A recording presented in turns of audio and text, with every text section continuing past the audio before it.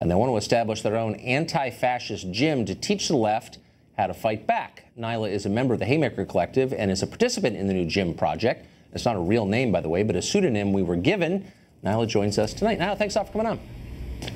Thank you for having me. So I'm here to take you seriously. You're starting a gym to prepare yourself for the coming war, for the conflict. What are you preparing yourself for? The conflict has already been established. We've seen since 2016 there's been a 20% increase in hate crimes, both nationally and in the city of Chicago. We know that there's certain bodies that are vulnerable to attack, that there's been an increase in racism and xenophobia, and that we feel that it's necessary for us to learn self-defense skills. So rather than feeling frightened and isolated and alone, that we can come together, build strength in solidarity with one another with an autonomous gym formation. Look, I'm for free association. I'm for gyms. I'm not, I guess, against this. I just sort of wonder if your concern isn't misplaced. I mean, Chicago is a really dangerous place. I think you've had about 2,000 shootings so far just this year. I don't think any of them are perpetrated by right-wingers that I know of, or Trump supporters, any of them. So maybe you've got other things to worry about. Well, according to statistics, we do have something to worry about. The Cato Institute records that the vast majority of violent extremism comes from right-wing white nationalists. We also know that according to statistics, 80% of deadly terrorist incidents that happen within the United States are perpetuated by people who feel that other bodies, different people, races, and religions don't belong. Right. So when I think about the threats that I'm facing, those are made up. So for whatever it's worth, I mean, I don't want to interrupt you, but those are totally made up statistics, and you should spend some time looking at them. But let me just ask you this: of the 2,000 shootings in Chicago, you are welcome to look at the statistics. They're provided by the Cato Institute. They're also provided by California State University. I also have a number of statistics that are provided by but let me just ask you the Southern Poverty Law Center. Okay. Okay. Kind of the bottom line, I guess. But if we could just bring it from the national to the local. You live in Chicago, which, as I just said, I think this is a correct statistic, has had about 2,000 murders just in the first 7 months, less than 7 months of the year. How many, rather shootings, how many of those 2,000 shootings were perpetrated by right-wingers, do you think? Again, you can look at the Chicago Police Department. They do collect information, but we're more interested in the hate crimes that have been occurring to people like myself. Okay, right, but I mean, when people are shooting 2,000 people, okay, shot, and I don't think any of them were bias crimes against people like you, as you just put it. I don't think any of those were Trump supporters pulling the trigger. Do you know otherwise?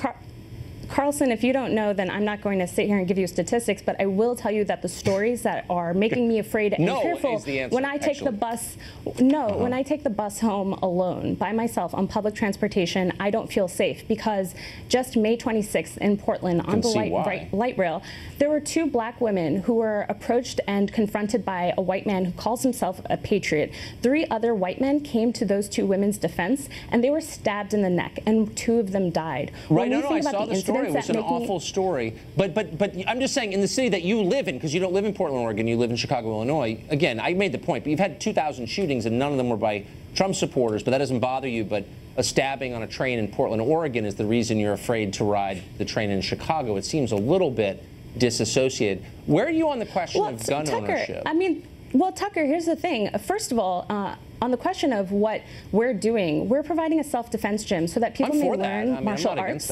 Yep. So that people can learn martial arts, so people like me don't feel like they can't ride public transportation or go to their houses of worship without being harassed. I'm not a shrink or anything, but I'm just worried that your fears may be a little bit overblown. Like, you've got a terrible gang problem in Chicago, but does that scare you at all? Like, if you were to go to the south side of Chicago, would you be worried about Trump supporters down there?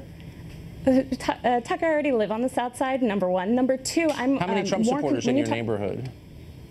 Quite a few. I'm sure you can look it up. But on the question of gun ownership, we can look that even owning a gun doesn't protect one. Philando Castile was a licensed gun owner, and he told that to the officer while he was shot on Facebook Live in front of his 4-year-old daughter and his partner. So the question of gun ownership should be something that you should be giving to the National Rifle Association as to why they're not taking can I ask a question? Can I ask a question? If so, you're like against the system and you think the system is rotten and racist and all that stuff, but you want only the cops and other government officials who you believe are racist to have guns? How does that work exactly, Nyla? I don't understand your question. What we're saying is that so there's if you no think political America is institutionally racist, why do you think only government officials, police, National Guard, soldiers ought to have guns? I mean, why wouldn't you want a gun too? I don't understand why you're against private gun ownership if you think our country's racist. If you're bringing me on your show to talk about the project that we're starting, the project we're starting is a self-defense gym so that people can learn hand-to-hand self-defense tactics. I got it. It's just like guns are more effective than karate chops, so I'm just sort of wondering where you were on the gun thing. Okay, well, on the question of guns, we don't have an answer because what we're doing is starting a project with where we are. And what we know is that we need to grow strength together. We have to learn the responses physically to respond to some of these incidents that are happening. The question for me, again, is not on people shooting me with guns. The question is incidents like Nabra Hassanin, who was murdered while she was walking from her mosque in Washington, D.C. to a McDonald's for breakfast with a group of other teenagers. Was she killed by a Trump supporter? Oh, wasn't she? I thought she was killed by an illegal alien, wasn't she? She was killed by a man who decided to go after her with a bat. Yeah, that was not a Trump supporter, actually. That was an illegal alien. Bad example. I'm sure there are others. Now, we're out of time. Unfortunately, it was great to talk to you. I don't know why. Sorry. Well, JFK Jr. was just aggressively